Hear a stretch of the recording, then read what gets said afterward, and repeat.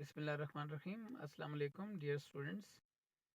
Chapter number 3 में हम थे और चैप्टर नंबर 3 में हम partial differential equation of second order कर रहे थे। उसमें लीनियर, नॉन लीनियर और partial differential equation with variable coefficient and constant coefficient हम इस किस्म की पार्शियल डिफरेंशियल इक्वेशन को यहाँ पे डिस्कस करेंगे। तो सबसे पहले हम partial differential equation of second order में देखते हैं हम इसको लिख किस तरह सकते हैं।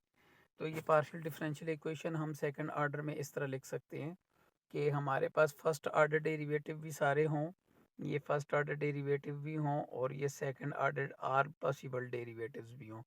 तो हर ऐसी इक्वेशन जिसमें इंडिपेंडेंट वेरिएबल एक्स वाई हो और डिपेंडेंट वेरिएबल यू हो और आगे उसके सारे possible partial derivative with respect to first and second order हों, तो ऐसी पार्शियल डिफरेंशियल इक्वेशन को हम क्या कहते हैं?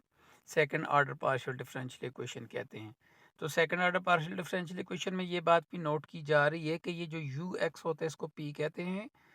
Derivative with respect to y जो होता है यू का, वो उसको हम क्यू के बराबर लेते हैं। तो इस चैप्टर में तीन नई टर्म इंट्रोड्यूस हो रही हैं, जो एक आर और एक एस और एक टी है। ये तीन नई इंट्रोड्यूस हो रही हैं। तो double derivative with respect to x लिया जाएगा तो उसको आर कहेंगे, तो इसको विद रिस्पेक्ट टू एक्स भी कह सकते हैं या डेरिवेटिव ऑफ पी भी कह सकते हैं, ये आर के बराबर है। और derivative of q with respect to y वो टी के बराबर है। और derivative with respect p with respect to y and derivative q with respect to y ये एक जैसा आंसर देते हैं। ये यू एक्स वाई का आंसर देते हैं और ये हमारे पास इक्वल है किसके? एस के इक्वल हम इसको लेते हैं। तो देयरफॉर आपने ये जो पार्शियल डिफरेंशियल इक्वेशन की ये जो डेफिनेशन पढ़ी, इस डेफिनेशन को अगर हम इनको इस्तेमाल करते हुए लिखेंगे तो थोड़ी आसान हो जाएगी लिखनी, हम इसलिए ये नई नोटेशन को इंट्रोड्यूस कर रहे हैं। तो सेकंड ऑर्डर लीनियर पीडीज क्या होती है? लीनियर पीडीज वो होती है जहाँ पे डिपेंडेंट वेरिएबल में आप लोगों के पास जो डिपेंडेंट वेरिएबल में जो पावर है वो 1 आ जाए। तो यहाँ पे देखें सारे डिपेंडेंट वेरिएबल में U double X dependent variable है, U x Y dependent, U Y Y, U X, U Y and U, ये सारे डिपेंडेंट वेरिएबल हैं। और इसमें पी आई हमारे पास क्या है? सारे कांस्टेंट हैं। ये पी आईज जो हैं ये फंक्शन ऑफ एक्स भी हो, एक्स वाई भी हो सकते हैं और कांस्टेंट भी हो सकते हैं। तो ऑपरेटर में अगर हम इनको कन्वर्ट करके लिखें तो इस इक्वेशन को हम ऑपरेटर में इस तरह भी लिख सकते हैं। कैसे? तो डी फर्स्ट डेरिवेटिव को हम डी एक्स कहते हैं, second derivative with respect to x को डी एक्स स्क्वायर कहते हैं, वाई के डेरिवेटिव को डी वाई कहते हैं और इसके डबल डेरिवेटिव को डी वाई स्क्वायर कहते हैं और एक्स वाई के डेरिवेटिव को लिखते हैं डी एक्स डी वाई। अगर ये सारी बातें इस इक्वेशन में पुट कर दी जाएं तो अब हमारे पास इक्वेशन किस में कन्वर्ट हो जाएगी? पी डी एक्स स्क्वायर और p one d x d y plus p square d y square and so on. तो अगर हम इसको आसानी के लिए लिखना चाहें तो इस तरह भी लिख सकते हैं, f is a function of d x and d y multiply u is equal to f of x y. तो जर्नल जो हमारे पास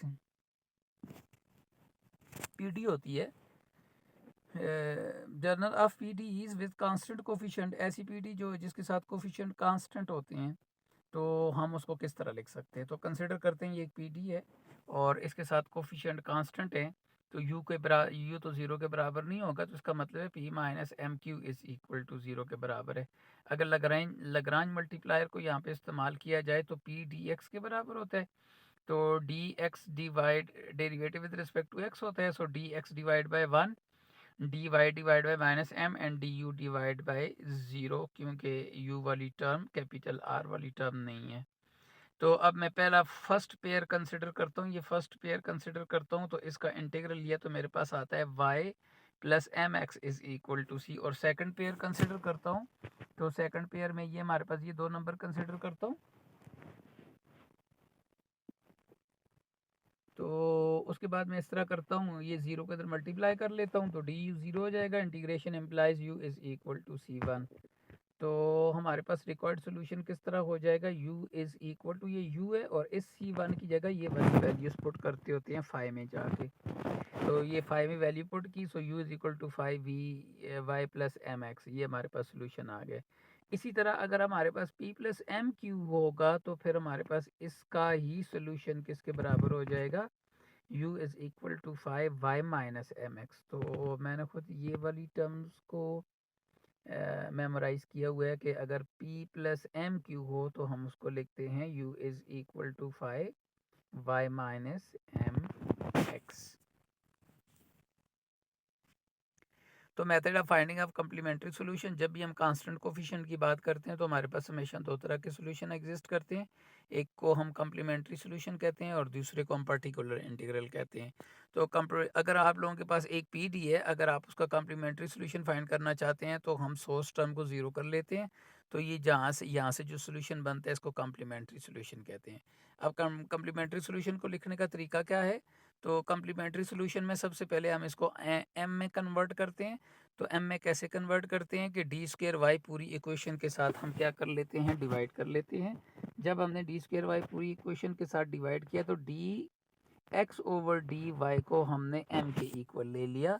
सो D x over d m is equal to m, so it is equal to m square plus a m plus b is equal to zero. तो ये हमारे पास quadratic equation बन गई है। जब भी क्वाड्रेटिक इक्वेशन बनती है तो उसमें दो आंसर होते हैं। दो आंसरों में हमारे पास पॉसिबिलिटी क्या आती है कि रूट्स रियल होंगे और डिस्टिंक्ट होंगे, रियल होंगे और रिपीटेड होंगे, और रूट कम्प्लेक्स होंगे और डिस्टिंक्ट होंगे, और कम्प्लेक्स होंगे रिपीटेड होंगे। तो कम्प्लेक्स और रिपीटेड का केस बहुत कम आता है, इसलिए हम इस केस को डिस्कस नहीं कर रहे हैं। तो केस नंबर 1 को देखते हैं। अगर रूट्स हमारे पास रियल और डिस्टिंक्ट रूट हैं तो फिर हम क्या करते हैं कि अगर फ़र्ज़ करें m1 a के बराबर है और m2 b के बराबर है, दो आंसर आ गए हैं, तो फिर u को किस तरह लिखा जाता है। तो u को लिखा जाता है 5(1)y प्लस ax ये वाला, और 5(2)y प्लस px ये वाला। अगर रूट्स हमारे पास रियल और रिपीटेड हों तो ये अगर m1 भी a के बराबर है और m2 भी a के बराबर है तो ये b लिखा हुआ है, लेकिन ये दोनों a के बराबर हैं। अगर दोनों a के बराबर होंगे तो फिर हम इसको किस तरह लिख सकते हैं, u is equal to 5(1)y plus a x plus x into, क्योंकि रिपीट हो गया तो यहाँ पे x की पावर 0 है, यहाँ x की पावर 1 आ जाएगी। तो ये आ जाएगा 5(1)y plus M x and x into again 5(1)y plus M x. ठीक हो गया। तो अगर रूट कम्प्लेक्स आ जाएं तो कम्प्लेक्स में हमारे पास ज़ाहिर है ए प्लस आयोटा बी एक्स होते हैं और ए माइनस आयोटा बी एक्स होते हैं, तभी तो इनको कम्प्लेक्स रूट कहते हैं। और कम्प्लेक्स रूट में हम यू को किस तरह लिखेंगे, 5(1) बिल्कुल उसी तरह लिखा जाएगा। ये हो जाएगा y प्लस ए प्लस बी आयोटा एक्स और प्लस 5(2) ए माइनस आयोटा बी एक्स लिखा जाएगा। तो ये तो रियल पार्ट के लिए लिखा गया, इसी तरह इसका कम्प्लेक्स पार्ट भी लिखा जाएगा। तो इसके कम्प्लेक्स पार्ट में हम क्या करते हैं, यहाँ आयोटा लगा के वही नंबर दोबारा लिख देते हैं। ये 5(1) के साथ हैं और ये 5(2) के साथ हैं। एग्जांपल कर लेते हैं, देखते हैं हम सॉल्यूशन को अब लिखने के काबिल हुए कि नहीं। तो सबसे पहले मैंने डी क्यूब को पूरी इक्वेशन के साथ डिवाइड किया। तो डिवाइड किया तो मेरे पास इक्वेशन बन गई m cube plus 2m² minus m minus 2 is equal into u is equal to 0। U can not be equal to 0, therefore m cube plus 2m² minus m minus 2 is equal to 0। तो इसको factorise किया, factorise करने के बाद हमने इसके factor find किए। तो फैक्टर फाइंड करने के बाद हमें पता चला m के दो आंसर आते हैं, एक -1 आ रहा है, एक -2 आ रहा है और 1 आ रहा है। तीनों डिस्टिंक्ट रूट हैं और रियल रूट हैं। तो हमारे पास पहला आंसर आ जाएगा 5(1)y minus 2x plus 5(2)y minus 1x, और आखिरी आ जाएगा 5(3) is equal to y plus x। तो m की वैल्यूज पुट कर लिए। दूसरी एग्जांपल देखते हैं। दूसरी एग्जांपल में भी हमने सबसे पहले क्या किया, डी क्यूब को डिवाइड किया, u 0 के बराबर नहीं है। फिर हमने इस इक्वेशन को फैक्टराइज किया। फैक्टराइज करने के बाद देखा कि मेरे पास जो हैं तीनों आंसर एक जैसे आ रहे हैं। अगर तीनों आंसर एक जैसे आ रहे हैं तो ये आ जाएगा 5(1)y plus x into 5(1)y plus x square into 5(1)y plus x. तो 5(1), 5(2), 5(3) भी लिख सकते हैं, 5(1), 5(1), 5(1) भी लिख सकते हैं, इससे कोई मसला नहीं है। अगर हमारे पास इस तरह की इक्वेशन आ जाए तो इस इक्वेशन में हम सबसे पहले डी क्यूब को डिवाइड करेंगे। उसके बाद हम यू को 0 के बराबर नहीं ले सकते, because it is non trivial solution, not a trivial solution. तो m cube plus minus one is equal to 0, m cube का फार्मूला लगाया, यहाँ से एम का एक आंसर आ गया और दूसरा आंसर आ गया, ये एक आंसर रियल आ गया और ये दोनों आंसर हमारे पास इमेजिनरी आंसर आ गए हैं। तो हम इसको किस तरह लिखेंगे, 5 1 ये रियल के लिए तो अलग लिखा जाएगा, प्लस रियल एंड इमेजिनरी अब इन दोनों आंसर के लिए लिखा जाए तो ये क्या हो जाएगा, 5 2y minus 1/2x plus √3 divide by 2 iota x। और इसके लिए किस तरह लिखा जाएगा, इन दोनों में माइनस है तो इन दोनों के साथ माइनस आ जाएगा, आयोटा डाल के यही नंबर सारे लिखेंगे और इनको 5 3 के साथ लिखेंगे। तो अब आप लोगों ने सीख लिया कि कम्प्लीमेंट्री सॉल्यूशन किस तरह लिखा जाता है। अब हम सीखेंगे कि पार्टिकुलर इंटीग्रल किस तरह लिखा जाता है। तो पार्टिकुलर इंटीग्रल का ये हमारे पास फार्मूला है, पार्टिकुलर इंटीग्रल इस फार्मूले के जरिए लिखा जा सकता है। अब हम इसके डिफरेंट केसेस कंसिडर करते हैं। अगर हमारे पास ये एफ ऑफ एक्स वाई ई के बराबर आ जाए तो फिर पार्टिकुलर इंटीग्रल में क्या होगा, जहाँ जहाँ डी एक्स है वहाँ ए पुट किया जाएगा और जहाँ जहाँ डी वाई है वहाँ पे बी पुट किया जाएगा। केस नंबर 2 में अगर हमारे पास साइन या काज आ जाए तो फिर हम क्या करते हैं, डी स्क्वेयर एक्स की जगह पुट करेंगे माइनस ए स्क्वेयर और डी स्क्वेयर वाई की जगह पुट करेंगे माइनस बी स्क्वेयर और डी एक्स डी वाई की जगह पुट करेंगे माइनस ए इंटू बी। तो ये हम साइन और कास के सोल्यूशन में इस तरह लिखते हैं। अगर सोल्यूशन में हमारे पास पोलिनोमियल आ जाए तो पोलिनोमियल को हम किस तरह लिखते हैं, पोलिनोमियल के लिए हम बायनोमियल एक्सपेंशन ट्राई करते हैं। और अगर हमारे पास शिफ्ट आ जाए, मतलब एक्सपोनेंशियल और कोई और फंक्शन इकट्ठा आ जाए तो फिर हम एक्सपोनेंशियल शिफ्ट करते हैं। जब भी एक्सपोनेंशियल शिफ्ट होती है तो क्या होता है कि ये a जो है डी एक्स में प्लस हो जाएगा और b जो है डी वाई में प्लस हो जाएगा। तो ये देखें, ये a डी एक्स में प्लस हो गया और b डी वाई में जाके प्लस हो गया और एक्सपोनेंशियल शिफ्ट हो गई। उसके बाद बाकी वही फार्मूले हैं जो इससे पहले केस नंबर 1 और 2 में सिखाए गए थे। तो अब हम इस तरह करते हैं, क्वेश्चनों में सिर्फ वाई पी फाइंड करने का सीखते हैं। तो वाई पी का ये हमारे पास फार्मूला है और हमारे पास यहाँ पे साइन है। तो साइन हमें बता रहा है कि डी स्क्वेयर एक्स की जगह -1 पुट करना है और डी स्क्वेयर वाई की जगह -4 पुट करना है और डी एक्स डी वाई की जगह 2 पुट करना है। तो हम इस तरह करते हैं, ये वैल्यूज़ लेके आते हैं और यहाँ पे मैंने -1 पुट किया और -3 है तो माइनस फार्मूले का हिस्सा है, ए की वैल्यू 1 है और बी की वैल्यू -2 है और यहाँ पे -b का स्क्वायर है तो माइनस तो होगा और -2 का स्क्वायर +4 होता है, लिहाजा यहाँ 4 लिखा जाएगा। ये माइनस इसके साथ है, इनको सिंप्लीफाई किया तो ये हमारे पास आ गया वाई पी जब साइन और काज गिवन हो। जब ई एक्स गिवन हो तो फिर क्या करते हैं, ई एक्स गिवन हो तो आसान सी बात है, डी एक्स के पास 2 पुट करेंगे और डी वाई के पास -3 पुट करेंगे। तो बिल्कुल इसी तरह किया गया, आंसर आ गया।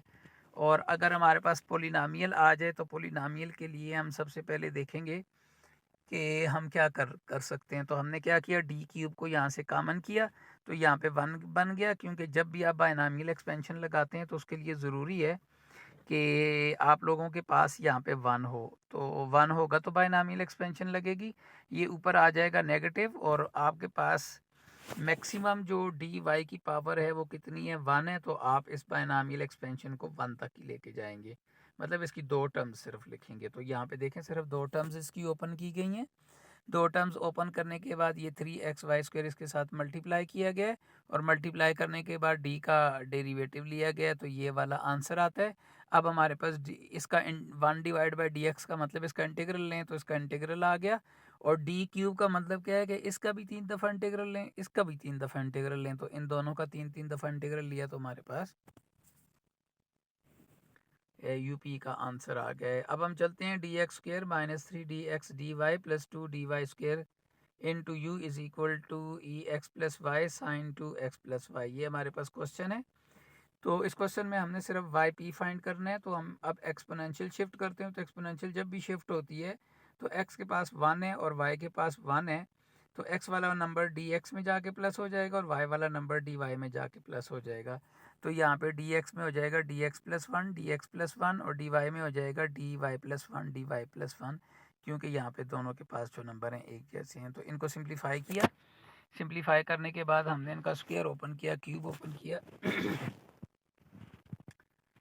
सिंप्लीफाई किया, सिंप्लीफाई करने के बाद अब हमारे पास साइन आ गया और ये नंबर आ गया। डी स्क्वेयर की जगह हम इस तरह पुट करेंगे -4 और डी स्क्वेयर एक्स की जगह हम पुट करेंगे -4, डी वाई स्क्वेयर की जगह हम पुट करेंगे -1 और डी एक्स डी वाई की जगह हम पुट करेंगे -2।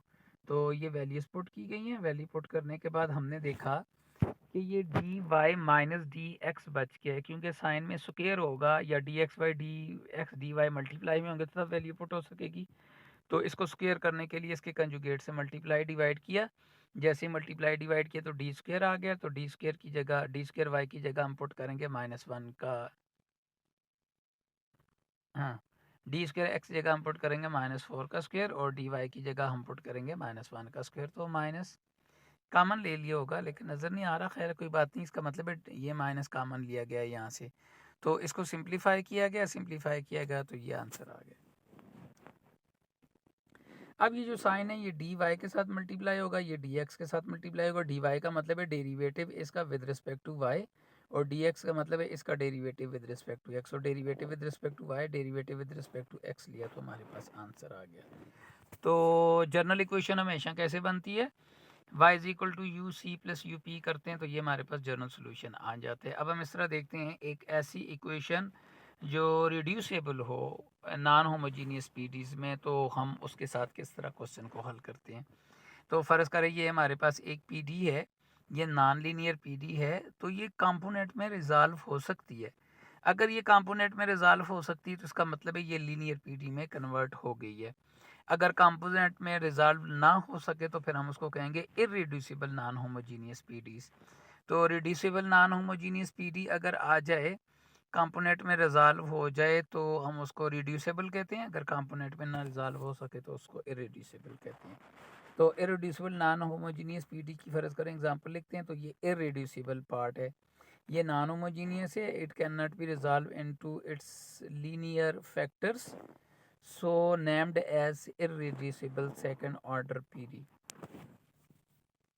ठीक है, रिड्यूसेबल एंड इररिड्यूसिबल दोनों मिक्स भी आ सकती हैं। जिस तरह ये रिड्यूसेबल है और ये इररिड्यूसिबल है तो दोनों पीडीज को हम मिक्स भी लिख सकते हैं। तो general solution of this PD, तो हम इस पीडी के जनरल सॉल्यूशन की बात करते हैं कि इस पीडी का जनरल सॉल्यूशन फाइंड करना है। तो इसका जनरल सॉल्यूशन फाइंड करने के लिए देखेंगे सबसे पहले कि ये लीनियर है। अगर ये लीनियर है तो उसका जनरल सॉल्यूशन फाइंड करते हैं -b divide by a x. देखा, u is equal to in term of x in term of y दोनों में लिख सकते हैं। तो मैं ज़्यादातर इन टर्म ऑफ x में ही सारे क्वेश्चन को लिखता हूँ। जहाँ पे इन टर्म्स ऑफ x में ना लिखा जाए तो वहाँ पे मैं क्वेश्चन को इन टर्म्स ऑफ y में लिखने की कोशिश करता हूँ। तो इन टर्म्स ऑफ x में होते हैं -b divide by a into x into phi of y minus mx। ये हमारे पास फार्मूला है। तो इस फार्मूले की मदद से हम इस तरह इसको लिख सकते हैं। तो y की टर्म्स में भी आप लिख सकते हैं, x की टर्म में भी लिख सकते हैं। ये आप पे डिपेंड कर रहा है कि आप x की टर्म में लिखना चाहते हैं कि आया आप y की टर्म में लिखना चाहते हैं। तो अब इसके दो केसेस कंसिडर करते हैं। अब हमारे पास ये बनने वाले जो फैक्टर्स हैं, ये जो बनने वाले फैक्टर्स हैं ये डिस्टिंक्ट फैक्टर्स हैं। अगर ये फैक्टर डिस्टिंक्ट हैं मतलब ये फैक्टराइज हो गया और दो अलग फैक्टर्स बन गए, तो फिर हम उसको लिखेंगे u को पहले फैक्टर के साथ और प्लस दूसरे फैक्टर के साथ। अगर ये रिपीटेड फैक्टर हैं तो हम इसको लिखेंगे एक फैक्टर और प्लस x के साथ दूसरा फैक्टर लिखा जाएगा। तो अगर ये रिपीटेड फैक्टर हैं तो इस तरह लिखा जाएगा। तो इररिड्यूसिबल नॉन होमोजीनियस, अगर ये आप लोगों के पास इररिड्यूसिबल है तो आपने इसको linear, we want to convert it into its linear factors, तो ये हम कन्वर्ट नहीं कर सकते, ये मसला है। इस मसले को हल करने के लिए हम क्या करेंगे, ट्रायल सॉल्यूशन कंसिडर करेंगे। ट्रायल सॉल्यूशन जिस तरह आप लोग ऑर्डिनरी डिफरेंशियल इक्वेशन के कोर्स में ट्रायल सॉल्यूशन लेट करते थे, तो यहाँ पे भी इसी तरह एक ट्रायल सॉल्यूशन लेट किया गया। So u is equal to a into e h x plus k y, और जहाँ जितने डेरिवेटिव आपको क्वेश्चन में ज़रूरत है उतने डेरिवेटिव ले लिए, उनकी वैल्यू यहाँ पे जाके पुट कर दी। वैल्यू पुट करने के बाद हमने देखा कि ये इक्वेशन तभी सेटिस्फाई करती है जब h square minus k is equal to 0 हो। So h square is equal to k, लिहाजा जहाँ जहाँ एच स्क्वायर है वहाँ ट्रायल सॉल्यूशन में हम क्या पुट करेंगे, के की जगह एच स्क्वायर पुट करेंगे तो ये हमारा रिक्वायर्ड सोल्यूशन है। इस सोल्यूशन को अगर आप जनरलाइज करना चाहते हैं तो ये सोल्यूशन हो जाएगा summation i is equal to 1 to infinity, ये ए आई हो जाएगा, ये एच आई हो जाएगा, ये एच आई का स्क्वायर हो जाएगा, ये हमारे पास जनरल सोल्यूशन आ जाएगा। तो अब हम सॉल्व करते हैं। Solve the following P Ds d x square minus d y square plus d x d y u is equal to 0। तो सबसे पहले यू सी फाइंड करते हैं। यू सी फाइंड करने के लिए हमने इसको 0 के बराबर लिया, हमने इसको फैक्टराइज किया, तो अब इसके दो फैक्टर बन गए। ये दोनों डिस्टिंक्ट फैक्टर भी हैं, दोनों लीनियर भी हैं। तो अब हम इनसे यू सी लिखते हैं। तो अगर आप इससे यू सी लिखेंगे तो आपके पास आ जाएगा, यहाँ पे बी 0 है, तो ये हो जाएगा 0 डिवाइड बाई 1 इंटू एक्स। यहाँ से देख लें तो यहाँ पे आपने देखा, अगर आप लोगों के पास अगर b 0 के बराबर हो तो क्या हो जाएगा, b 1 डिवाइड बाय a 1। तो यहाँ पे अब आपने इसी बात को आगे लेके गए तो ये बात हमें बता रही है कि ये लिखा जाएगा कैसे, minus 0 divide by 1x into अब यहाँ पे आ जाएंगे तो इंटू हमारे पास आ जाएगा y माइनस एम एक्स है, लेकिन एक माइनस इधर भी है तो माइनस इंटू माइनस प्लस हो जाएगा। यहाँ पे आ जाएंगे तो ये 1 divide by 1 minus e x हो जाएगा, और यहाँ पे हो जाएगा phi of y minus m x है, तो m की वैल्यू यहाँ पे 1 है तो माइनस एक्स हो जाएगा। अब हम इसका यू पी फाइंड करते हैं। तो यू पी फाइंड करने के पास हमारे पास ये वाला फार्मूला है। इस फार्मूले को अगर हम इस्तेमाल करेंगे यूपी के लिए, यूपी के लिए अगर हम इस फार्मूले को इस्तेमाल करेंगे तो ये यूपी का हमारे पास फार्मूला आ गया। तो हमारे पास साइन है, तो साइन का मतलब होता है डी एक्स की जगह 2 पुट करेंगे, डी वाई की जगह 3 पुट करेंगे, तो वैल्यूज पुट की, तो ये हमारे पास यूपी का आंसर आ गया। यूपी और यू सी दोनों को प्लस किया तो ये हमारे पास जनरल सोल्यूशन आ गया है। तो पी डी क्या है, रिड्यूसेबल टू कांस्टेंट कोफिशिएंट। अगर आप पी डी अगर आप लोगों के पास है तो हम उस पीडी को कांस्टेंट कोफिशिएंट में कन्वर्ट कर सकते हैं। शर्त यह है कि पीडी आप लोगों की आयलर फॉर्म की पीडी हो, जिस तरह ओडी आयलर फॉर्म की ओडी थी तो आप उसको दोबारा जो है कांस्टेंट कोफिशिएंट वाली ओडी में कन्वर्ट कर सकते हैं। तो इसी तरह पीडी को भी कांस्टेंट कोफिशिएंट वाली पीडी में कन्वर्ट कर सकते हैं। तो सबसे पहले x को हम ई वी के इक्वल लेते हैं, y को ई डब्ल्यू की इक्वल लेते हैं, दोनों तरफ लाग लिया जाए तो v is equal to log of x and log of y हो जाएगा। तो अगर आप u का derivative with respect to x लें तो ये हो जाएगा d u by d x, क्योंकि हमने इसको v में लेके जाना है तो यहाँ पे हमने चेन रूल इस्तेमाल किया। तो d u by d x into D v by d x, तो d u over d v और d v over d x, यहाँ से आपको क्या आंसर देते हैं 1 ओवर एक्स, तो ये हो जाएगा 1 over x d v d u. तो 1 ओवर एक्स उस तरफ जाएगा तो डी एक्स डी वी के इक्वल आ जाएगा, क्योंकि यू और यू कट जाएगा। तो ये हमारे पास पहला फार्मूला आ गया कि डी एक्स बराबर होते हैं डी वी के।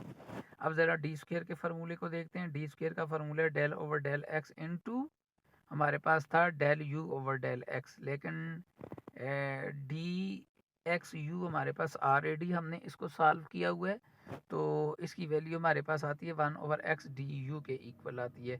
अब मैं इस तरह करता हूँ, यहाँ पे चैन रूल लगाता हूँ। तो मैंने यहाँ पे चैन रूल लगाया। अगर मैं यहाँ पे चैन रूल लगा लूँ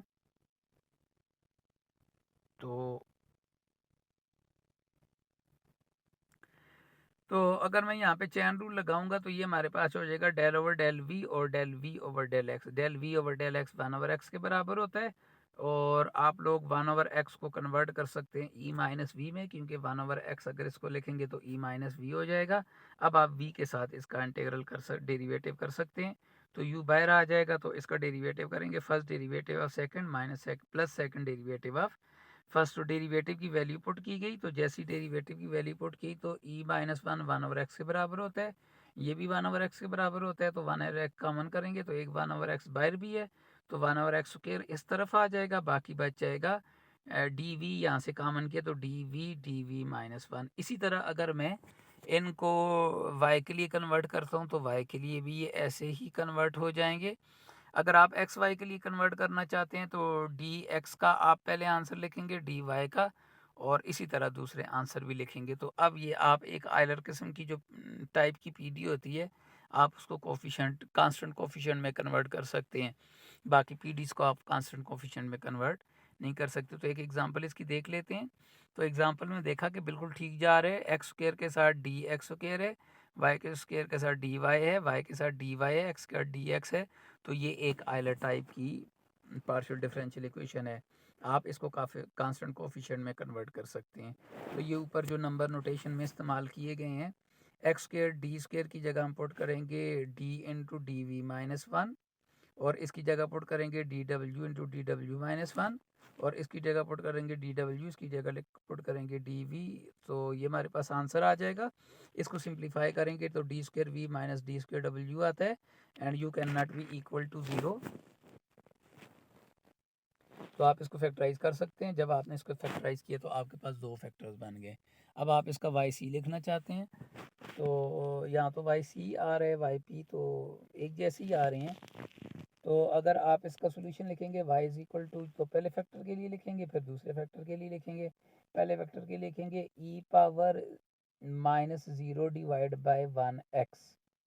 तो e पावर ज़ीरो वन, तो वन लिखा उधर। नेक्स्ट में क्या लिखते हैं, तो हमारे पास v किसके अगेंस्ट आ रहा है, x के अगेंस्ट आ रहा है, और w किसके अगेंस्ट आ रहा है, y के अगेंस्ट आ रहा है। तो सोल्यूशन क्या हो जाएगा हमारे पास, W माइनस एम वी। तो m यहाँ पे हमारे पास किसके इक्वल है, m1 के इक्वल है। ओके, और इसी तरह ये वाला नंबर भी हमारा क्या हो जाएगा, कन्वर्ट हो जाएगा। तो इसमें अगर आप इनकी वैल्यूज़ पुट करना चाहें तो इनकी वैल्यूज़ पुट कर सकते हैं, लाग का फार्मूला लगा सकते हैं। इसको और सिंप्लीफाई करना चाहें तो और भी सिंप्लीफाई कर सकते हैं। ओके, इसी तरह ये भी हमारे पास एक पीडी है, और इस पीडी में दोनों साइडें आ रही हैं। तो इसको सबसे पहले कन्वर्ट किया गया, कन्वर्जन हमारे पास ये फार्मूला बना रही है। अब इस कन्वर्जन में सबसे पहले हम यू सी फाइंड करेंगे। तो यू सी फाइंड करने के लिए हमने देखा ये फैक्टराइज कर ली, तो ये हो जाएगा zero divide by one v five of डब्ल्यू माइनस ज़ीरो वी। तो इसी तरह दूसरे को भी लिख लिया, तो ये हमारे पास आ गया यू सी। अब यू पी फाइंड करते हैं। तो ये हमारे पास यू पी का फार्मूला है, तो जहाँ जहाँ हमारे पास डी वी है वहाँ पे थ्री पुट करेंगे, और जहाँ जहाँ पे डी डब्ल्यू है वहाँ माइनस टू पुट करेंगे। तो उसको सिंप्लीफाई किया तो पी का आंसर आ गया। इन दोनों आंसर को प्लस किया तो जनरल सोल्यूशन आ गया। तो अब हमने देख लिया कि अगर कांस्टेंट कोफिशिएंट के साथ हमारी बात आ जाए तो हम पीडी को किस तरह हल कर सकते हैं, और अगर कांस्टेंट कोफिशिएंट ना हो तो हम कांस्टेंट कोफिशिएंट बना भी सकते हैं। लेकिन ज़रूरी नहीं है कि हर पीडी कांस्टेंट कोफिशिएंट में कन्वर्ट हो। अब ये वाली पीडी, ये वाली पीडी, ये वाली पीडी और ये वाली पीडी कांस्टेंट कोफिशिएंट में कन्वर्ट नहीं हो सकते हैं, लिहाजा हम इनको एक एक करके सॉल्व करने का सीखते हैं। फ़र्ज़ करिए हमारे पास पीडी है x is equal to x minus y, x बराबर होता है del square u del x del y is equal to x minus y. इसको सिंपल तरीके से हल करते हैं, डेल वाई उधर ले चलते हैं और यहाँ पे डेल बच जाएगा, टेकिंग इंटीग्रल, तो ये del u over del x हो जाएगा, इसका इंटीग्रल एक्स वाई हो जाएगा, इसका इंटीग्रल माइनस वाई स्क्वायर, क्योंकि आपने integral with respect to y किया तो एफ ऑफ एक्स कांस्टेंट आ जाएगा। ओके, तो डेल एक्स को उस तरफ लेके गए, दोबारा हमने इसका इंटीग्रल किया तो यू का, इसका इंटीग्रल यू के बराबर होता है, इसका इंटीग्रल बराबर है स्क्वायर डिवाइड बाई टू बराबर होता है, इसका इंटीग्रल एक्स के बराबर होता है, इसका इंटीग्रल ज़ाहिर इंटीग्रल लेंगे एक आंसर आएगा तो उसको कैपिटल एफ ऑफ एक्स से लिखा।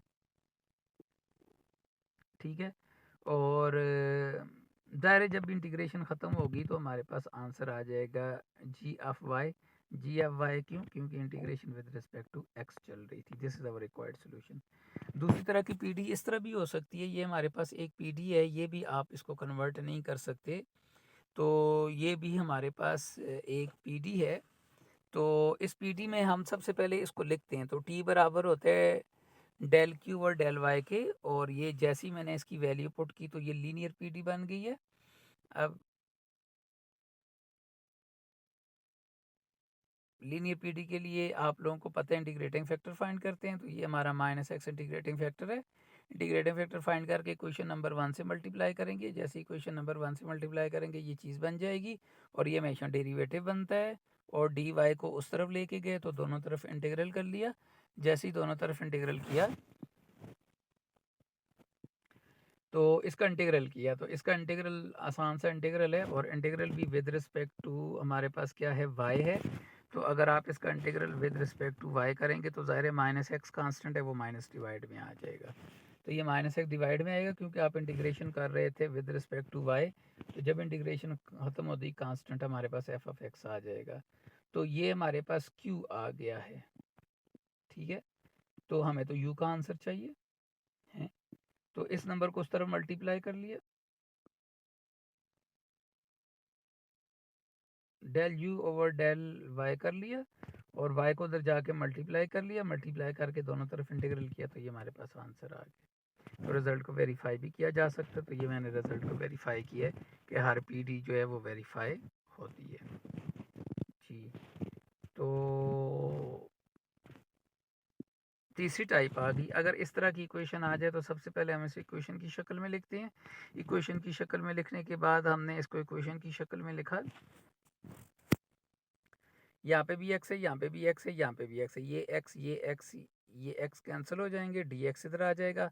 अब इंटीग्रल लूँगा तो ये इसका इंटीग्रल यू हो जाएगा, इसका इंटीग्रल पी हो जाएगा, इसका इंटीग्रल एक्स हो जाएगा और इसका इंटीग्रल क्यू हो जाएगा। तो जैसे ही ये integral with respect to x axis हो रहा है, तो जैसे ही इसका इंटीग्रल ख़त्म किया तो एफ ऑफ वाई के बराबर आंसर आ गया।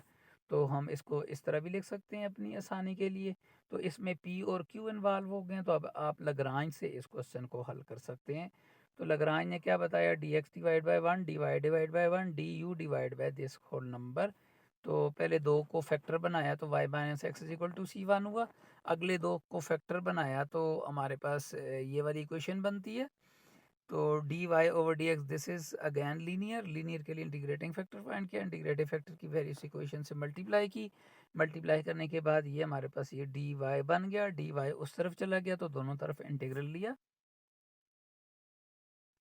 तो इसका इंटीग्रल आप लोगों को पता है, और इसका इंटीग्रल ई एक्स का इंटीग्रल क्या होता है, integral with respect to y, तो ई वाई का इंटीग्रल ई वाई हो जाएगा। तो ये एक नंबर आ जाएगा इंटीग्रेशन का, अगर आप इसकी इंटीग्रेशन करेंगे तो कैपिटल एफ ऑफ वाई इसका इंटीग्रल आ जाएगा। तो जब इंटीग्रेशन ख़त्म होती है हमारे पास कांस्टेंट आ जाता है। अब हमारे पास कांस्टेंट सी आ गया, तो इन सारे नंबरों को उठा के इस तरफ ले गया तो सी आ गया। अब सोल्यूशन का तरीका क्या है, अगर ये सी है और अगर ये सी वन है तो हम लिख सकते हैं phi of c one comma c two. और अगर आप इस तरह नहीं लिख सकते, लिखना नहीं चाहते, तो आप इस तरह भी लिख सकते हैं कि ये नंबर इसी तरह लिखा रहे और सी टू की जगह ये वाली वैल्यू फाई में लिखते हैं। So phi of y minus x, तो अगर आप वाई को इस तरफ ले आएँ तो इस तरह भी लिख सकते हैं। तो एग्जाम्पल नंबर 4 की पर चलते हैं। ये हमारे पास एक पीडी है, इस पीडी को देखते हैं। इसमें हमने सबसे पहले वैल्यूज पुट की, वैल्यूज पुट करने के बाद उसको ऑपरेटर की शक्ल में कन्वर्ट किया। ऑपरेटर की शक्ल में कन्वर्ट करने के बाद हमने इसमें से यू सी को फाइंड करने की कोशिश की। यू सी को देखा, ये फार्मूला बन रहा है, इस फार्मूले में इसको लिखा गया। ये डी वाई है और एक्स कांस्टेंट है, इसका मतलब ये कांस्टेंट नंबर आ रहा है। तो अगर कांस्टेंट हो तो हम इसको किस तरह लिखते हैं, u c is equal to e minus b. इस वक्त बी क्या है, माइनस एक्स है, और ए क्या है आप लोगों के पास, ज़ीरो है। तो minus x divide by zero is equal to zero.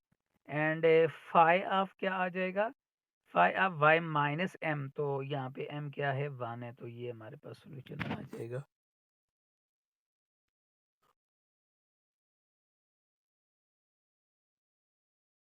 ठीक है, लेकिन हमने देखा कि यहाँ डिवाइड में ज़ीरो आ रहा है, तो डिवाइड में ज़ीरो तो पॉसिबल नहीं होता। ये जो पॉसिबल नहीं है तो इसका मतलब है अब आपको ये सोल्यूशन भी लिखने की इजाज़त नहीं है। अब आप इस तरह करेंगे, डी वाई को इधर ले आएंगे और डी एक्स को इधर ले आएंगे, और अब आप सोल्यूशन को लिखेंगे। तो अब जो सोल्यूशन लिखा जाएगा वो आपका डी वाई के साथ लिखा जाएगा। अब बी आपका किसके इक्वल हो जाएगा, माइनस एक्स के, और ए आपका किसके बराबर हो जाएगा, वन के। So minus b divide by a y into phi of x minus, क्योंकि अब तब्दील किया है मैंने, डी वाई को उधर और डी एक्स उधर लेके गया, तो यहाँ भी एक्स वाई आपस में तब्दील हो जाएंगे। तो ये हमारा आंसर आ गया।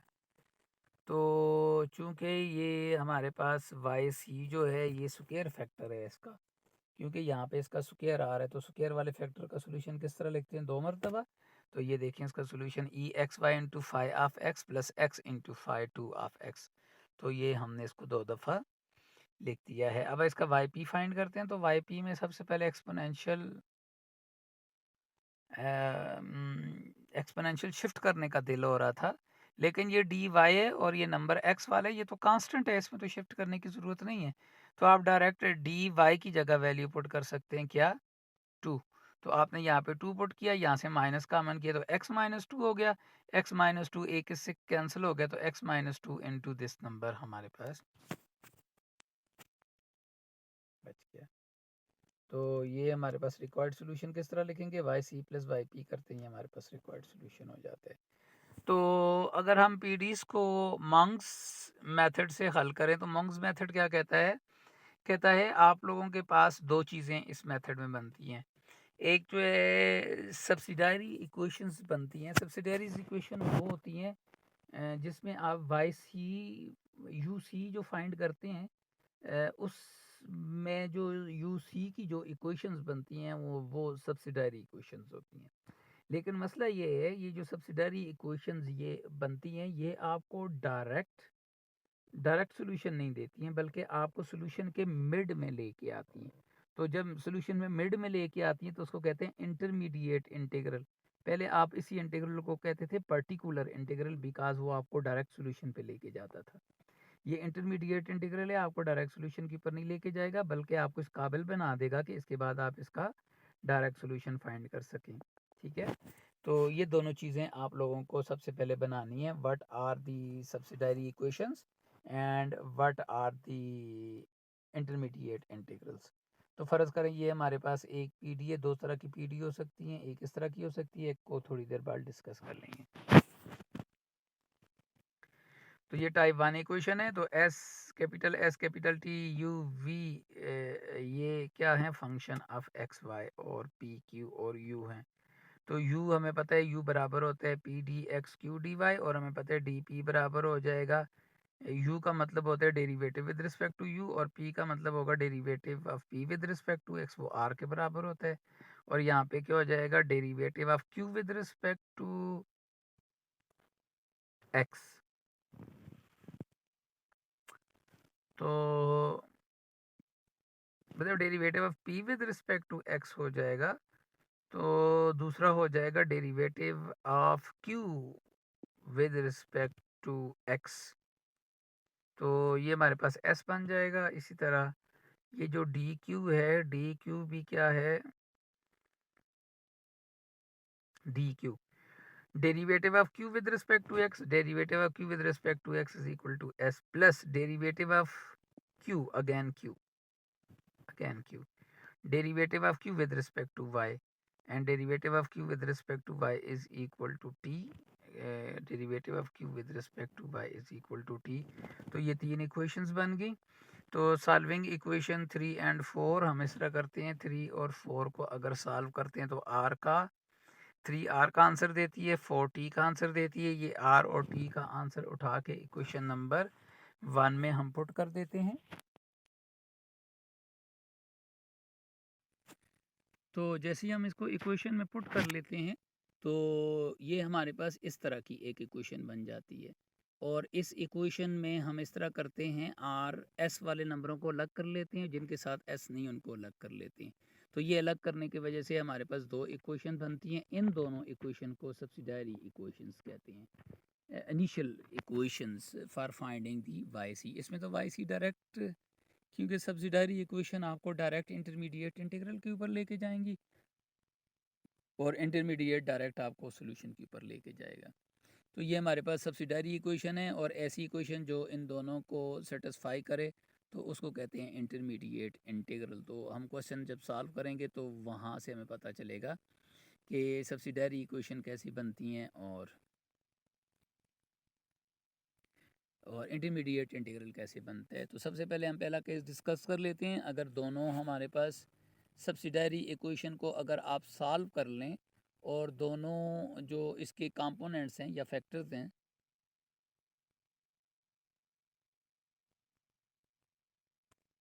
इसके जो दोनों फैक्टर्स हैं हमारे पास आ जाएं, फैक्टराइज हो जाएं, और अगर ये फैक्टराइज हो जाएं और डिस्टिंक्ट फैक्टर्स आ जाएं और साथ ये कंडीशन होल्ड कर रही हो, तो फिर हम ये हमारे पास सिस्टम बन जाता है। ये पहला सिस्टम जो बनता है, यहाँ से आप लोगों के पास एक इंटरमीडिएट इंटीग्रल बनेगा, ये वाला और ये वाला, यहाँ से एक इंटरमीडिएट इंटीग्रल बनेगा और यहाँ से एक इंटरमीडिएट इंटीग्रल बनेगा। इन दोनों को हल करेंगे तो हमारे पास आंसर आ जाएगा। दूसरे केस में अगर हमारे पास फ़र्क करें, एक ही फैक्टर बनता है, इसका होल स्क्वायर आ जाता है तो एल होल स्क्वायर आएगा तो एक ही फैक्टर बनेगा। अगर परफेक्ट स्क्वायर आ गया तो एक ही फैक्टर बनेगा। एक फैक्टर जो बनेगा तो उसमें आप लोगों के पास जो सब्सिडायरी इक्वेशन हो जाएगी, एक तो ये वाली हो जाएगी सब्सिडायरी इक्वेशन, और दूसरी हमारे पास ये वाली इक्वेशन क्या हो जाएगी, ये वाली इक्वेशन सब्सिडायरी इक्वेशन हो जाएगी।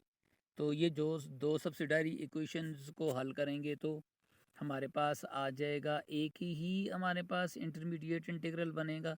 तो एक ही इंटरमीडिएट इंटीग्रल बनेगा तो उसके लिए हम डायरेक्ट लैग्रांज मेथड, पहली सब्सिडायरी इक्वेशन के लिए लैग्रांज मेथड लगाएंगे तो हमारे पास सोल्यूशन आ जाएगा। तो चलें ज़रा इन सोल्यूशंस को देखें, सोल्यूशन हल किस तरह हो रहे हैं। तो ये हमारे पास एक पीडी है, इसको सॉल्व करना है मंग्स मेथड से। तो सबसे पहले सब्सिडायरी इक्वेशन फाइंड करनी है, तो ये इक्वेशंस हमने बनाई हुई है। तो जनरल इक्वेशन के साथ अगर कंपेयर किया जाए तो आर टी एस वी ये वैल्यूज़ आ गई हैं। ये वैल्यूज़ उठा के इक्वेशन नंबर 2 और 3 में पुट किए हैं। इक्वेशन नंबर 3 में पुट किए तो ये आंसर आया। तो इसको मैंने देखा ये फैक्टराइज हो रही हैं, फैक्टराइज हो रही हैं तो दो सब्सिडायरी इक्वेशन बन रही हैं। तो इसका मतलब है दो सिस्टम ऑफ सब्सिडायरी इक्वेशन बन रही हैं। तो हम दोनों सिस्टम को अलग अलग कर हल करेंगे। ये पहला सिस्टम ऑफ सब्सिडायरी इक्वेशन है और ये आपको फर्स्ट इंटरमीडिएट इंटीग्रल देगा। तो आपने करना क्या है, सबसे पहले डी वाई की वैल्यू क्या आ रही है, काज एक्स डी एक्स, यहाँ पर भी डी वाई की वैल्यू पुट करनी है और यहाँ पे भी डी वाई की वैल्यू पुट करनी है। तो डी वाई की वैल्यू पुट की, उसके बाद मैंने देखा डी एक्स इधर भी है, डी एक्स इधर भी है, डी एक्स इधर भी है। तो डी एक्स को मैंने कैंसिल किया। उसके बाद मैंने देखा काज भी सब में है, काज को भी सब के साथ डिवाइड किया। उसके बाद मैंने देखा कि ये जो है प्रोडक्ट रूल बन सकता है अगर यहाँ पे इसके पास ये दोनों मिलके प्रोडक्ट रूल, ये और ये दोनों मिलके प्रोडक्ट रूल बना सकते हैं अगर यहाँ पे सीकेंट हो। तो मैंने लिखा सीकेंट, तो सीकेंट इंटू टेन हो गया।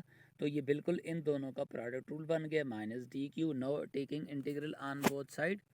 तो ये हमारे पास इसका इंटीग्रल हो जाएगा p secant x minus q is equal to C1। और अब अगर आप इसका इंटीग्रल करेंगे तो ये C2 आंसर देगा। तो अगर आप इसको ज़ाहिर लिखना चाहेंगे तो p secant x is equal to q into five of this number. अब इसी तरह आप सेकंड इंटीग्रल को अटैम्प्ट करेंगे। ये हमारे पास सेकंड सिस्टम भी बना हुआ है, जिस तरह मैंने एक सिस्टम लिया इसी तरह सेकंड सिस्टम भी बना है। ये हमारे पास सेकंड सिस्टम बन गया। तो सेकंड सिस्टम को आप हल करेंगे तो इक्वेशन नंबर 8 आ जाएगी। इक्वेशन नंबर 7 और 8 को हल करेंगे, ये इंटरमीडिएट इंटीग्रल इनको कहते हैं। तो इन दोनों इंटरमीडिएट इंटीग्रल को ऐड करेंगे तो पी का आंसर आ जाएगा, सब्ट्रैक्ट करेंगे तो क्यू का आंसर आ जाएगा। लेकिन हमारे पास डी यू जो होता है p d x plus q d y के बराबर होता है। तो पी और क्यू की वैल्यू पुट की तो ये हमारे पास इनकी वैल्यू आ गई। दोनों तरफ इंटीग्रल किया तो हमारे पास यू का आंसर आ गया। अगर दो इंटरमीडिएट इंटीग्रल बनेंगे तो फिर हम ऐड और सब्ट्रैक्ट करके उनको सॉल्व करेंगे। अगर दो इंटरमीडिएट इंटीग्रल नहीं बनेंगे,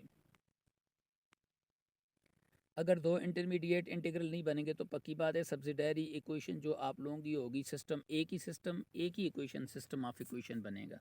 तो उसको हम लैग्रांज मेथड के साथ हल करेंगे। तो ये सबसे पहले मैंने क्या किया, यहाँ से उनको कंपेयर करके आर एस टी वी की वैल्यू फाइंड आउट कर ली। ये वैल्यू फाइंड आउट करने के बाद दो सब्सिडायरी इक्वेशंस में ये वैल्यू पुट की गई। तो जैसे ये वैल्यू पुट की तो ये सब्सिडायरी इक्वेशन बन गई, ये तो परफेक्ट स्क्वायर बन गया। अब यहाँ पे एक इक्वेशन बनी है। अगर एक इक्वेशन बनेगी तो आप लोगों के पास सिस्टम नहीं, दो सिस्टम नहीं बनेंगे बल्कि एक ही सिस्टम बनेगा। वो जो एक सिस्टम बनेगा वो आपको एक ही इंटरमीडिएट इंटीग्रल देगा। मतलब है आपको ऐड और सब्ट्रैक्ट करके पी की वैल्यू फाइंड करने का मौका नहीं मिलेगा। लिहाजा आप पी की वैल्यू और इसकी वैल्यू किससे फाइंड करेंगे, लैग्रांज से फाइंड करेंगे। तो आप लोगों ने इस तरह किया। सबसे पहले इसकी ये हमारे पास पहली सब्सिडायरी इक्वेशन बन गई, ये हमारे पास दूसरी सब्सिडायरी इक्वेशन बन गई। पहली इक्वेशन में से डी एक्स की वैल्यू, यहाँ पे डी वाई है तो डी वाई की या डी एक्स की वैल्यू पुट कर लें वाई डी वाई, या वाई डी वाई की जगह D x minus d x put कर लें। तो हमने ये वाली वैल्यूज़ पुट की हैं। जैसे ये वैल्यूज़ पुट की हैं और उसको सिंप्लीफाई किए तो अब ये हमारे पास जो है इक्वेशंस बन गई है।